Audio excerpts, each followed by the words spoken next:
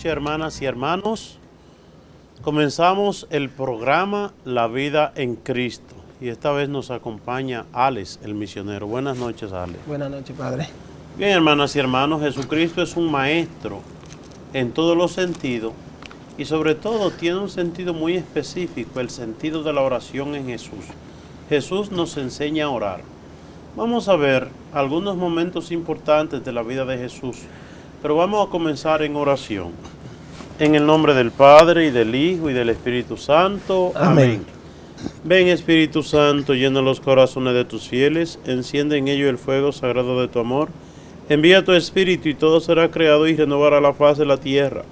Oh Dios, que iluminaste los corazones de tus fieles, con la luz del Espíritu Santo, haz que guiado por ese mismo Espíritu, saboreemos la dulzura del bien y gocemos siempre de su divino consuelo por Cristo nuestro Señor. Amén.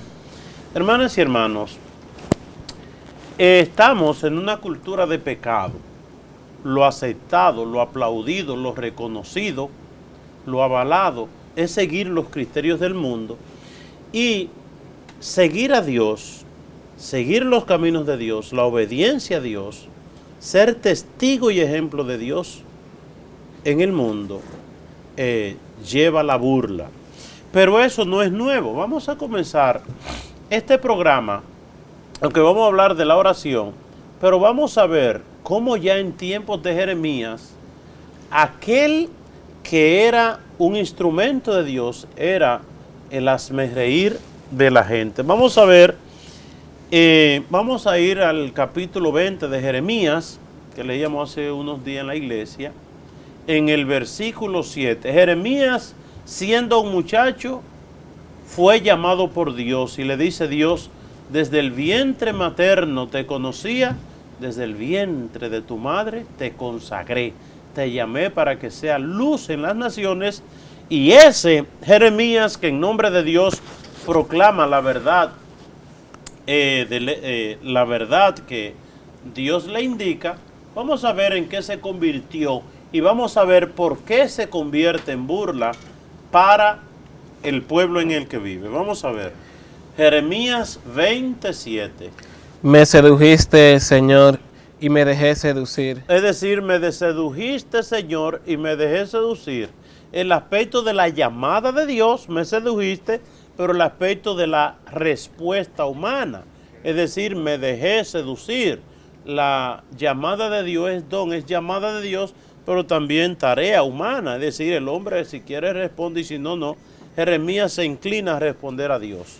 Eras más fuerte y me venciste. Es decir, tú eras más fuerte y me venciste. Es decir, ante la grandeza de la llamada de Dios, Jeremías se rinde. Es decir, vuelvo y repito, está la libertad humana. Libre y voluntariamente, Jeremías se decide a responder positivamente al llamado de Dios y se convierte en un instrumento de Dios. En un tiempo difícil donde el pecado campeaba por todas partes y viene la amenaza de Dios: si no se arrepienten le irá mal. Y anuncia él como Nabucodonosor desde Babilonia va a venir por el pecado que tiene ese pueblo y Dios dejará que se lo lleve San Quintín, ¿verdad? Por decir una expresión. Pero vamos a ver en qué se convirtió este jovencito Jeremías para su pueblo. A todas horas soy motivo de risa. A todas horas soy motivo de risa. Otros dicen, como que se reían todos, se reían de mí. Bueno, la expresión es: me convertí en el hazmerreír de la gente. ¿Y cómo la otra expresión? Todos se burlan de mí. Y todos se burlan de mí. Oigan bien. Jeremías,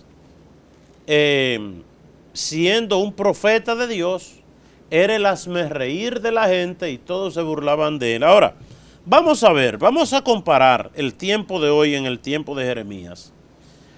Para que usted sea aplaudido y reconocido hoy, elige el camino del pecado y lo van a reconocer, lo van a aplaudir, incluso le van a dar regalo. Pero si usted se decide por los caminos de Dios, usted va a ser un ridículo, ¿verdad? Un ridículo. La gente se burla de aquel que sigue la verdad de Dios. Diga usted que usted no toma alcohol, que usted no se emborracha, para que la gente se burle de usted. Qué tonto este, dice que no bebe, que no se emborracha. Diga que usted es una persona fiel a su esposa, que usted es una mujer fiel a su esposo, que usted cree en el matrimonio, que usted cree en la fidelidad y se van a burlar de usted. Que usted diga que usted no entra a una banca a jugar y se van a burlar de usted. Usted es un ridículo, un anticuado, que usted no baila, que usted no anda calle arriba y calle abajo. Entonces usted se va a convertir en un aburrido, que usted no baila, que usted no va a fiesta, que usted vive una vida recta, una vida según el Evangelio. Usted será el hazmerreír como Jeremías y será la burla de la gente también como Jeremías. Ahora, decídase usted por el pecado, diga que usted tiene tanta mujer en la calle, tantas amantes, y verá cómo la gente lo aplaude y lo reconoce. Diga que usted se bebió yo no sé cuánta cerveza ayer, que usted se dio un humo, que usted se emborrachó, que hubo que llevarlo a su casa. Y mire usted cómo lo van a reconocer y cómo, ay, este sí es un hombre, ¿verdad? Diga que usted juega todo lo que usted trabaja en la banca, ¿verdad? Día y noche usted jugando, mañana, tarde y noche, y también lo van a reconocer. Y no solamente eso, diga que usted está de acuerdo con el aborto, la eutanasia, que usted está de acuerdo que se case un hombre con hombre, que usted que se case una mujer con otra mujer, y usted es una persona progresista, usted es una persona de mente abierta, usted es una persona que está de acuerdo con los tiempos, usted es una persona, ¿verdad?, aplaudible, ¿verdad? Porque ese sí, incluso, imagínense que yo en Estados Unidos vi eso, que un sacerdote, bueno, pues hizo algo con eso, bendijo una mujer con otra mujer y todo ese mundo de cosas, y entonces ese sí es un sacerdote bueno, ¿verdad? Ese sí es un sacerdote, ¿verdad?, de los nuevos tiempos, o que un sacerdote embicado de una botella de romo y una botella de cerveza, ese sí es un sacerdote, ¿verdad? Ya no es como los sacerdotes de antes, ¿verdad? O un sacerdote que esté de acuerdo con toda la maña y toda la plebería y todas las cosas, ¿verdad? Ese sí es un sacerdote, ¿verdad? Ese sí, yo no sé qué cosa. Bueno, está eso. Es decir, miremos nosotros, el relativismo moral en el que vivimos hoy es un cáncer, ¿verdad? Es un cáncer ideológico de nuestros tiempos, que convierte lo malo en bueno y lo bueno en malo. Convierte lo malo en bueno y lo bueno es malo. Miren, de una persona que está drogada todo el día, tirado en la calle, borracho, bebiendo, una gente que en el pecado ha malogrado su vida, de ese nadie dice nada. Nada malo como de crítica, no. Se ve una persona, ¿verdad? Coge una Biblia para que vea. Coge una Biblia y proclama a Dios para que vea cómo te ataca. Elige el camino y entra a un seminario para que vea. Tú desperdiciando tu vida, sepultándote de que en un convento. Me decía una joven padre, yo tengo una inclinación religiosa, eso era en los Estados Unidos, pero mi familia vería mejor que yo esté en un prostíbulo a que esté en un convento. Es decir, pero miremos bien, miremos el desenlace de una vida y otra. Usted coge el camino del mundo, ¿verdad? El camino del juego. Y usted todos los días entrando a una banca y eso es lo más normal. Es decir, usted está en el camino común, en la corriente del mundo. ¿Cuánta ruina?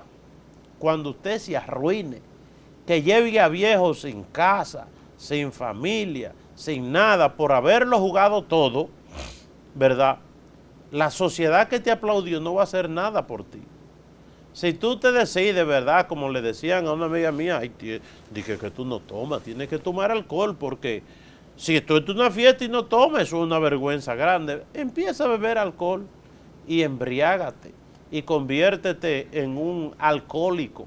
Y alcohólico viola a un hijo o viola a una gente, ¿cómo se da? Cuando tú estés fuñido en la cárcel o cuando esté destruido, ¿verdad?, por el alcohol, a ver quién va a hacer algo por ti. Sigue la corriente de los amigos, sigue la corriente de los amigos y empieza a fumar marihuana y cocaína y todo ese mundo de cosas, para que cuando tu vida esté arruinada, que te convierta en un desecho social, que todo el mundo te rechace, a ver quién va a hacer algo por ti. Es decir, todo lo que es pecado arruina la vida humana. La gente te va a aplaudir, ¿verdad? Y te va y no va a decir nada malo de ti, y tú sí eres una persona progresista, de mente abierta, todo ese mundo de disparate, y tú verás dónde llegas. El pecado nunca, nunca tiene un final feliz. Jeremías era el hazme reír de la gente y era la burla de todo, pero tenía la aprobación de Dios. Tenía la aprobación de Dios. Es decir, porque Dios mira no la apariencia, Dios mira el interior del hombre, el corazón del hombre. Por eso, hermanas y hermanos, quería comentar este aspecto, ¿verdad? Lo que es fidelidad a la verdad en el mundo de hoy, inmediatamente se tilda con una frase peyorativa. Una gente fiel a la verdad, que dice que el matrimonio es hombre con una mujer y que hay una verdad proclamada por Dios, que ninguna mujer puede matar la criatura que lleva dentro porque viola el mandamiento de Dios, no matarás. Entonces esa persona es recalcitrante, esa persona es de mente cerrada, esa persona es fundamentalista, ¿verdad? Fundamentalista. Esa persona está atrasada. Y entonces, a toda costa, quiere tú este movimiento de cosas, tergiversar las cosas de Dios. Hay que estar de acuerdo con ello y no se puede decir nada en los medios de comunicación en ninguna parte porque medio mundo te cae encima. Porque tú eres bien visto en la sociedad si sigue la corriente del pecado, si sigue la corriente de la perversidad, de la inmoralidad, si sigue la corriente del diablo. Ahí tú estás bien con la sociedad y ay, qué bien, ¿verdad? Ese sí es bueno, ese sí está de acuerdo con nosotros, ¿verdad? Pero ese es un fundamentalista, ese es un atrasado, ese es un recalcitrante, ese es un antipático, ¿verdad? Y hay una verdad, la verdad de Dios. Bueno, vamos a ver las enseñanzas, algunas enseñanzas de Jesús en la oración. Jesús, que es maestro de la oración, oigan. Si Jesús, hijo de Dios, venido del cielo, vivía constantemente en oración, ¿qué nos quiere dejar eso a nosotros? Si Jesús el santo, el que no tenía pecado, oraba constantemente, y uno tan pecador, tan pobre y miserable, tan necesitado de la gracia de Dios. Primeramente, recordemos dos expresiones que decía Jesús. Sin mí, ustedes no pueden hacer nada. Sin mí. Es decir, ¿y cómo estamos nosotros sin Jesús? Cuando no oramos. ¿Y cuando estamos con Jesús? A través de la oración. Y es lo mismo que decía Jesús, pero con otras palabras.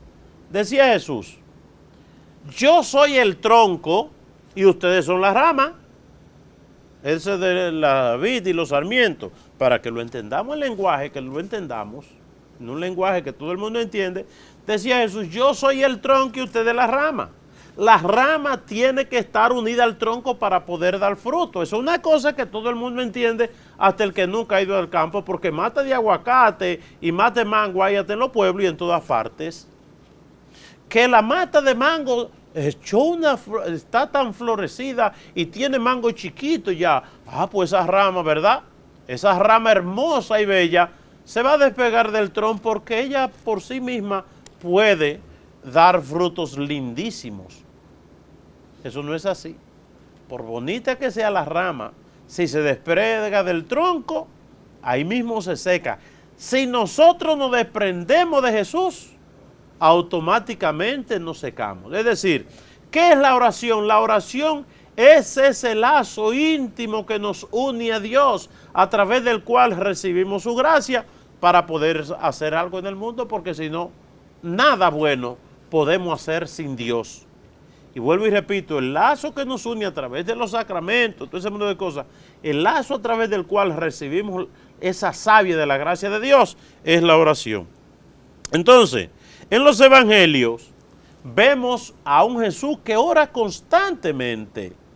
Ahora, ¿de qué manera ora Jesús? Bueno, Jesús hay ocasiones que aparece orando solo. En Marcos, por ejemplo, 1:35, ahí aparece Jesús orando solo. Vamos a ver. De madrugada, cuando todavía estaba oscuro. Oigan bien, ¿a qué hora oraba Jesús? De madrugada. Por eso es tan importante la oración de madrugada, ¿verdad? Y hay gente que se levantan a las 3 de la mañana y a las 5 de la mañana a orar.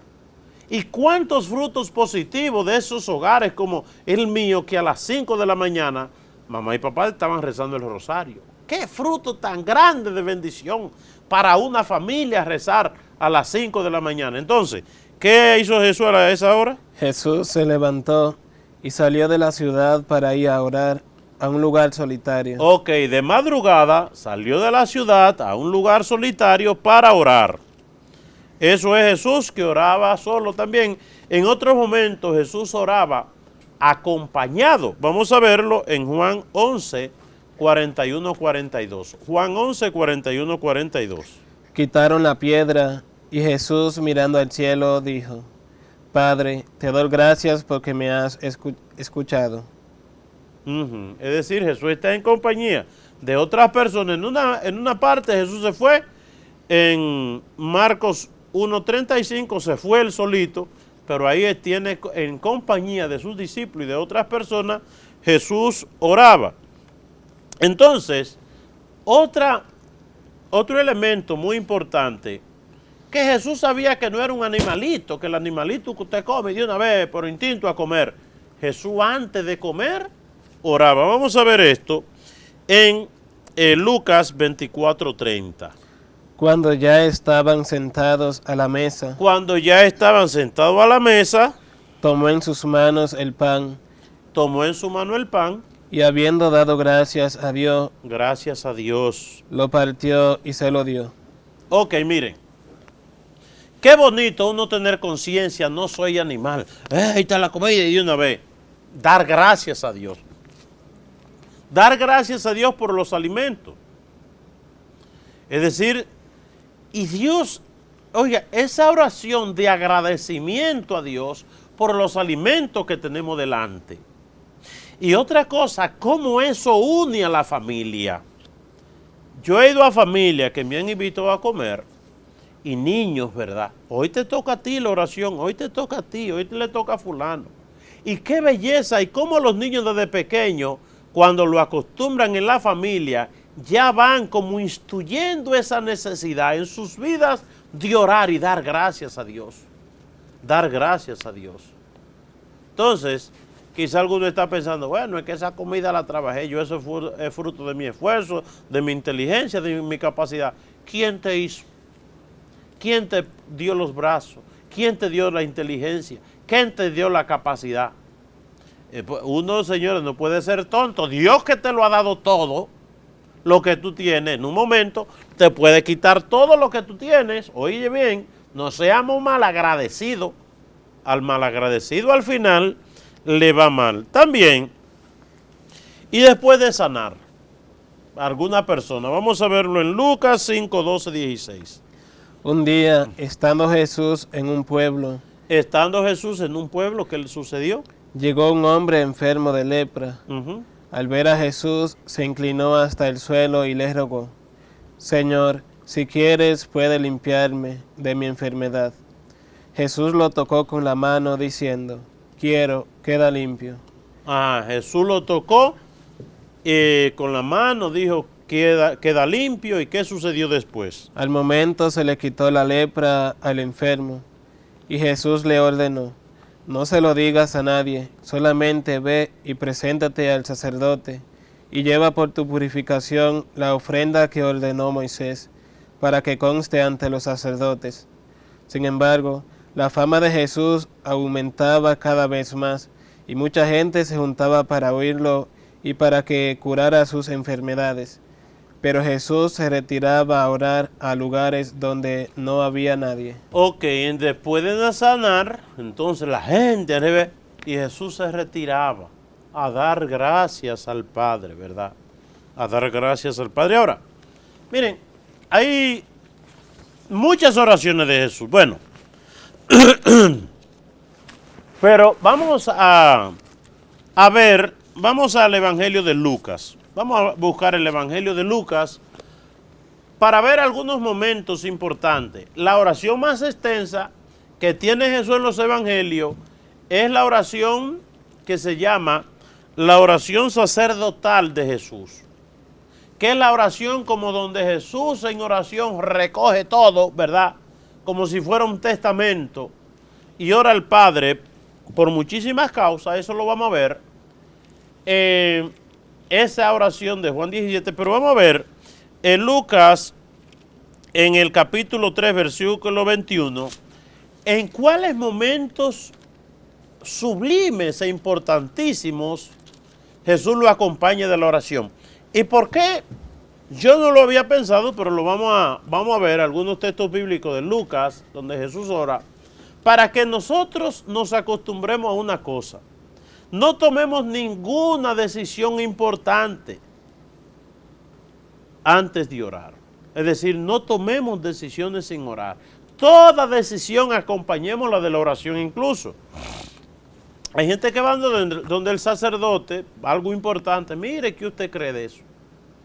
Y a veces, pues uno mismo como sacerdote sabe que uno no tiene la receta y sabe que la receta la tiene Dios.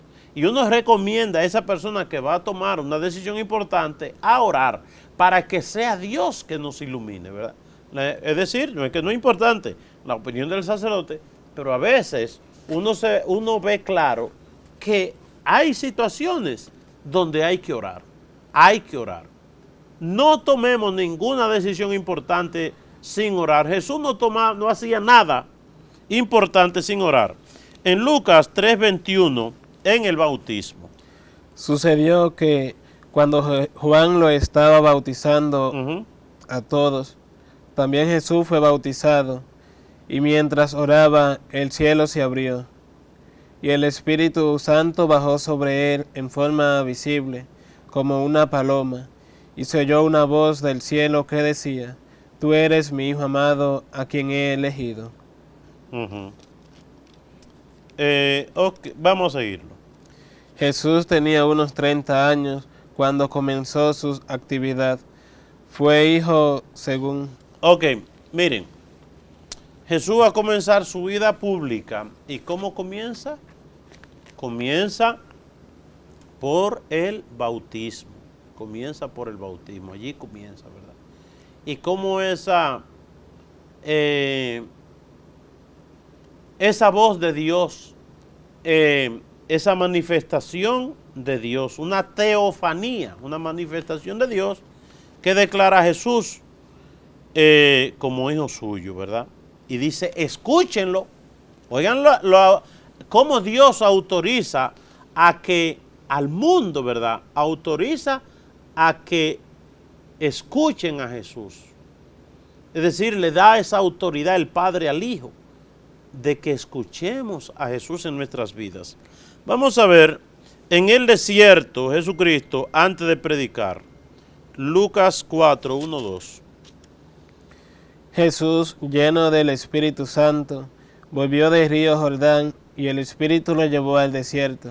Y el Espíritu lo llevó al desierto. ¿Y qué hizo en el desierto? Allí estuvo 40 días y el diablo lo puso a prueba. Oigan bien, estuvo 40 días.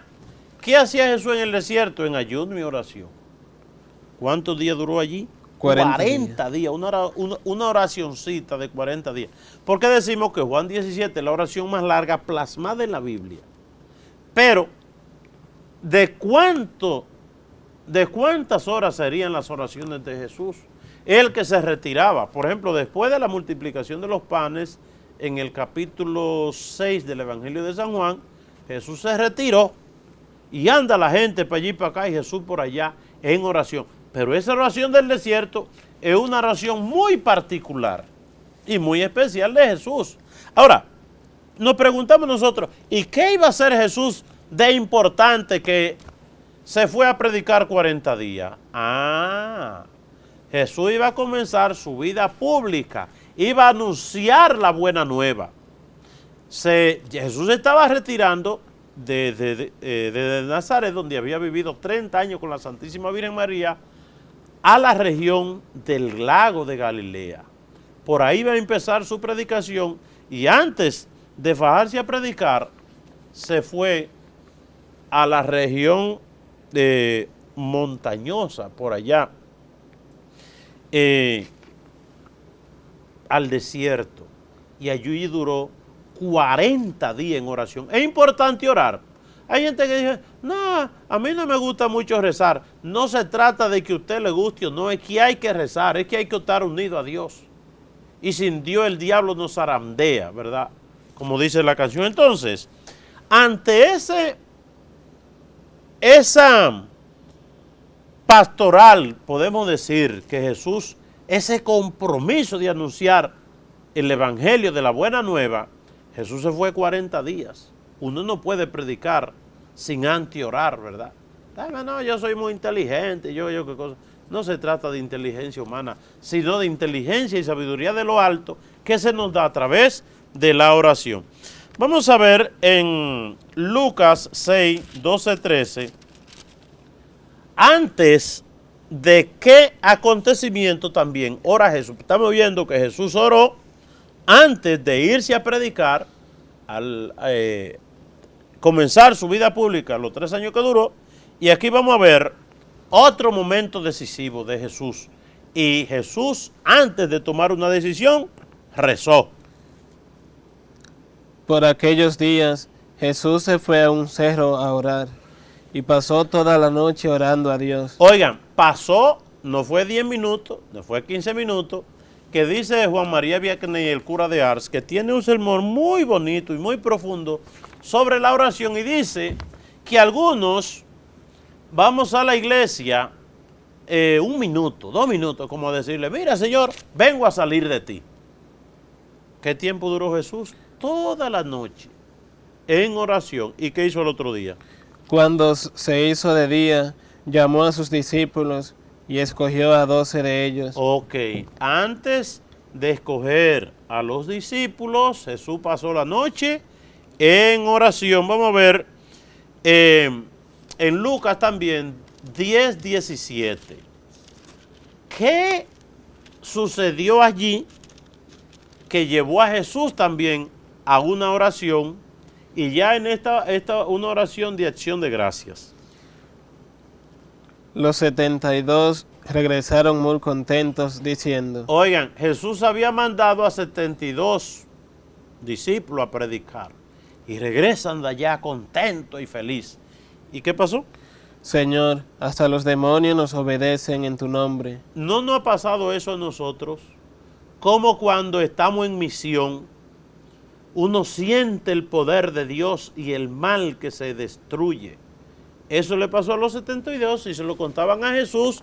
¿Y qué hizo Jesús? Jesús le dijo, sí, pues yo vi que Satanás caía del cielo como un rayo. Yo les he dado poder a ustedes para caminar sobre serpientes y alacranes y para vencer toda la fuerza del enemigo sin sufrir ningún daño. Pero no se alegren de que los espíritus los obedezcan, sino de que sus nombres ya están escritos en el cielo. Alégrense por eso. ¿Y sigue diciendo? En aquel momento, Jesús, lleno de alegría por el Espíritu Santo, dijo, oigan, Jesús lleno de alegría por esa buena noticia de que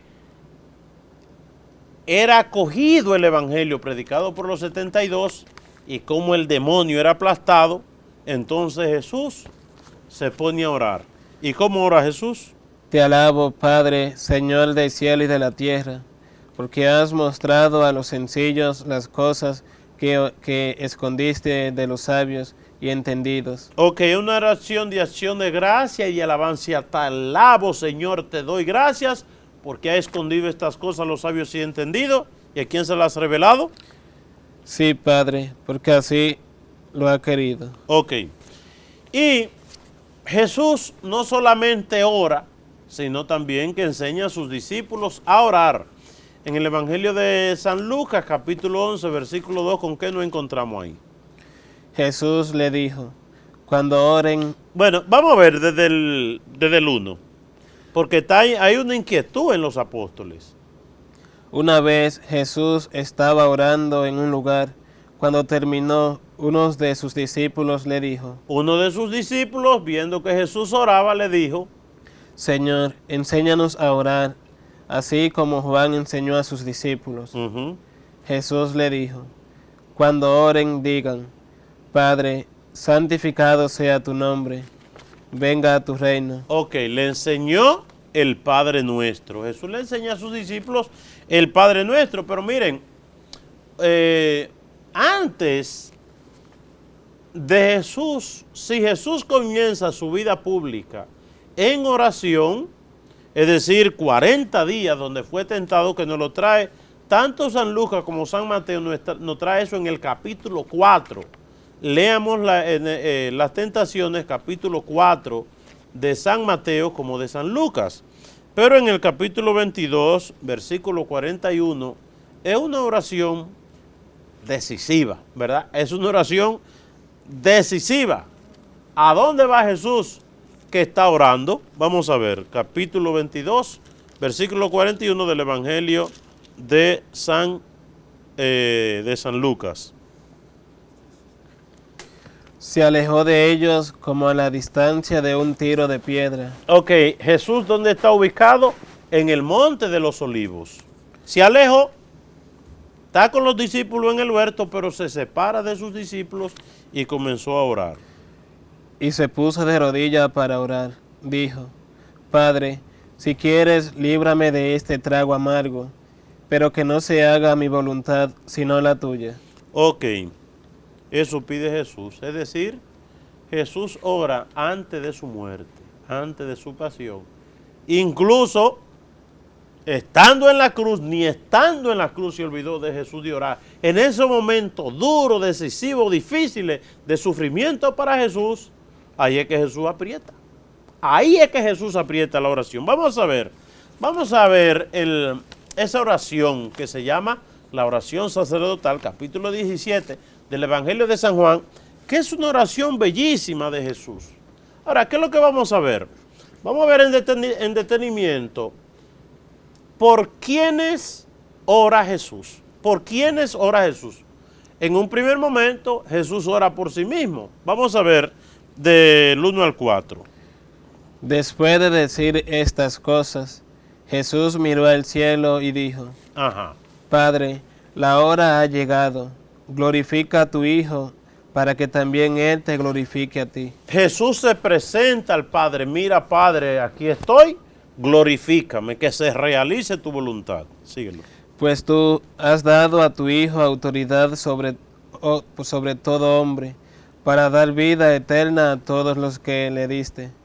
Y la vida eterna consiste en que te conozcan a ti, el único Dios verdadero, y a Jesucristo a quien tú enviaste. Ok, miren, eso es del 1 al 5. Vamos a ver, estamos leyendo el capítulo 10, el capítulo 17 de San Juan. Del 1 al 5, Jesús primeramente ora por sí mismo. Ahora, del 6 al 19, Jesús ora por sus discípulos y lo presenta al Padre, y no solamente a los discípulos, sino la misión que ellos tienen en mano. Es decir, después de la muerte de Jesús, ellos tienen la misión de ir al mundo entero y proclamar el Evangelio, desde el versículo 6. A los que escogiste del mundo para dármelos, les he hecho saber quién eres. Eran tuyos y tú me los diste. Ok, le está presentando, le está hablando a Dios de eso que él escogió, de los 12 apóstoles. Y han hecho caso de tu palabra. Ahora saben que todo lo que me diste viene de ti, pues les he dado el mensaje que me diste, y ellos lo han aceptado. Se han dado cuenta de que en verdad he venido de ti, y han creído que tú me enviaste.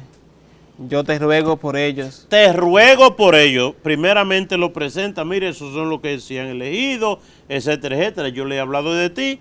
Y ahora, ¿qué dice él? Yo te ruego por ellos. Te ruego por ellos. No ruego por los que son del mundo, sino por los que me diste, porque son tuyos. Todo lo que es mío es tuyo, y lo que es tuyo es mío, y mi gloria se hace visible en ellos. Yo no voy a seguir en el mundo, pero ellos sí van a seguir en el mundo, mientras que yo me voy para estar contigo. Ok, vamos al versículo 14. Yo les he comunicado tu palabra, pero el mundo los odia porque ellos no son del mundo. Ok, ellos no son del mundo. ¿Era Jeremías del mundo? Claro que no. Y por eso era el hazme reír, era la burla. Si dice el Señor, si me vas a seguir, prepárate para la prueba. Y uno de las pruebas más grandes, el odio del mundo, el rechazo del mundo. Es decir, el que se decide por el camino de la verdad de Dios, encontrará el rechazo del mundo. Así iba a pasar con los discípulos, síguelo. Como tampoco yo soy del mundo. No te pido que los saques del mundo, sino que los protejas del mal. Así como yo no soy del mundo, ellos tampoco son del mundo. Y miremos el versículo 17, una cosa muy importante para el cristiano. Vamos a ver, versículo 17. Conságralos a ti mismo por medio de la verdad. Santifícalo, dice el Señor. Versículo 17, santifícalos. Ellos no son del mundo y te lo presento. Santifícalo, tu palabra es verdad. Como tú me has enviado al mundo, yo también lo envío a ellos. Versículo 19. Y por causa de ellos me consagro a mí mismo, para que también ellos sean consagrados por medio de la verdad. Ok, entonces miremos, en un primer momento, en este capítulo 17, la oración sacerdotal, Jesús ora por sí mismo, después a los discípulos. Dos dimensiones fundamentales en esta oración por los discípulos. Jesús se lo presenta a Dios. Cuídalo y protégelo. Ellos están en el mundo, pero no son del mundo. Conságralo y santifícalo, para que el mensaje que ellos lleven sea creído, es decir, acompáñalo, sé tú su guía, su roca, su protector, porque le va a tocar difícil, ¿verdad? Y vamos a ver cómo en un tercer momento Jesús va más allá de sí mismo y los discípulos. Versículo 20. No te ruego solamente por estos. No te ruego, no solo por mí, no solamente por los discípulos, sino también por los que han de creer en mí. Sino también por los que han de creer en mí, por cada cristiano, por cada bautizado, por nosotros que confesamos que creemos en Dios.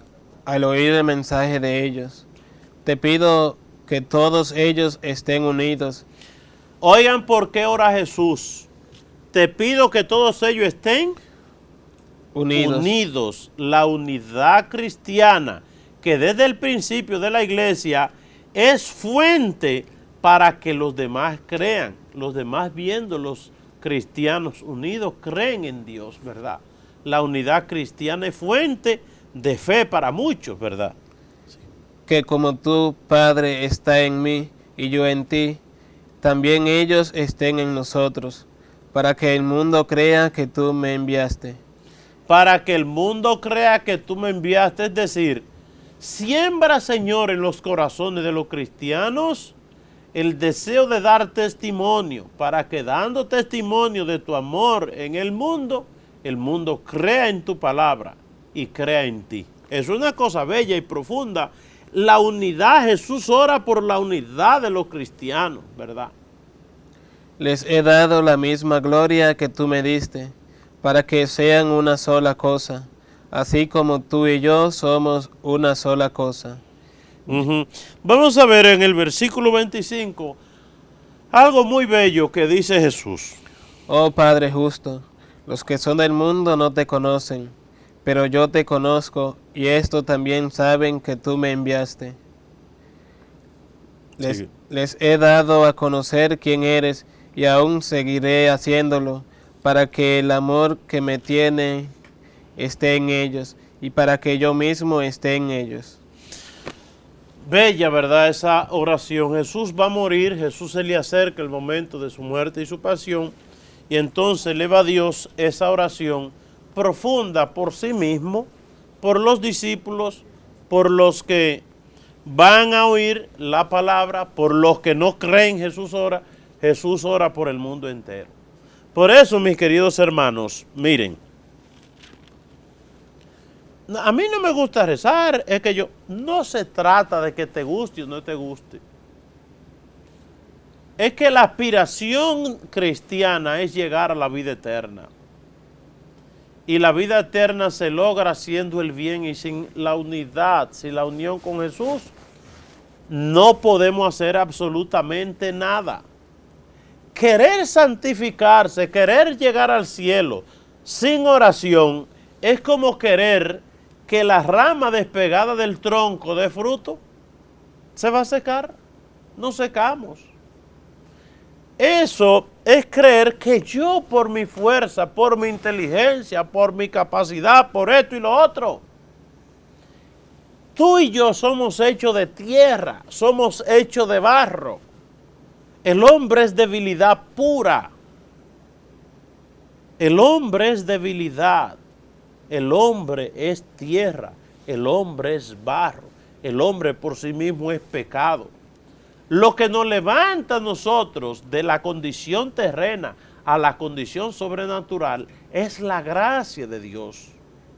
Y sin oración, sin unidad con Cristo, no hay posibilidad de recibir la gracia de la santidad y la savia de la santidad y de la gracia divina. Es decir, pensemos nosotros, bueno, la historia de la iglesia está ahí, el magisterio de la iglesia está ahí, la historia de los santos está ahí. ¿Quién ha hecho nada en la iglesia sin oración? Busquemos nosotros, pensemos nosotros, bueno, el Papa, oigan, algunos ejemplos.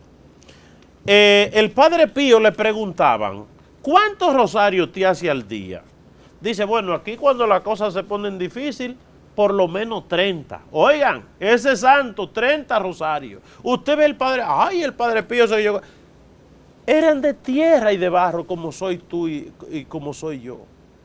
Pero unido a Cristo, oigan bien, el rezo del Santo Rosario. 30 rosarios, hasta 30 rosarios rezaba el Padre Pío en un día. Y por eso hizo la obra que hizo. Juan María Vianney dice que hubo un tiempo que se enfermaron muchos sacerdotes y él tenía que irlo a cubrir, y en aquellos tiempos a pies. Iba rezando los rosarios, iba rezando los salmos, iba en oración, y decía que los caminos se le hacían cortos. Y se levantaba a las 2 de la mañana, a rezar. Y después una fila interminable. Las grandes obras que hizo fue por la oración. Madre Teresa de Calcuta, antes de irse a recoger enfermos por ahí, para su obra, 2 horas de rodillas frente al sagrario. No hay un solo santo. Juan Pablo II, ¿a qué hora se levantaba a orar? No hay un solo santo, no hay una sola persona que haya hecho algo en la iglesia positivo y grande a base de su propia capacidad, sino la gracia de Dios en ellos a través de la oración y los sacramentos. No, que yo en mi casa prendo un melón, que yo no necesito ir a la iglesia, que para salvarse no hay que rezar tanto, que yo qué cosa, expresiones satánicas y diabólicas. Sin mí no pueden hacer nada. Bien, hermanas y hermanos, así llegamos al final del programa La Vida en Cristo, agradeciéndoos a ustedes de manera infinita lo que es su, ustedes que estén ahí en los televisores, en su audiencia, ¿verdad? Bueno, pidamos a Dios que el Señor los bendiga y que el Señor a todos nos dé esa capacidad de estar unido a Dios a través de la oración, que el Señor despierte en los padres, esos padres que tienen quizá hijos rialencos en algún vicio, que nos recuerde esa actitud de Santa Mónica, su hijo en pecado y ella 30 años de oración, y 30 años produjeron una gracia tan grande en ese santo que hizo tanto bien en el siglo V de la iglesia, el siglo IV. Dios Padre Eterno, danos esa gracia, esa dimensión de permanecer unido a través de la oración, que que por intercesión de la Santísima Virgen María, mujer de oración, mujer de contemplación, mujer de silencio, el Señor nos bendiga, nos guarde y nos lleve por el camino del bien, en el nombre del Padre, del Hijo y del Espíritu Santo. Amén. Amén. Siga con su canal, La Voz de María, que es su mejor compañía. Pasen buenos días.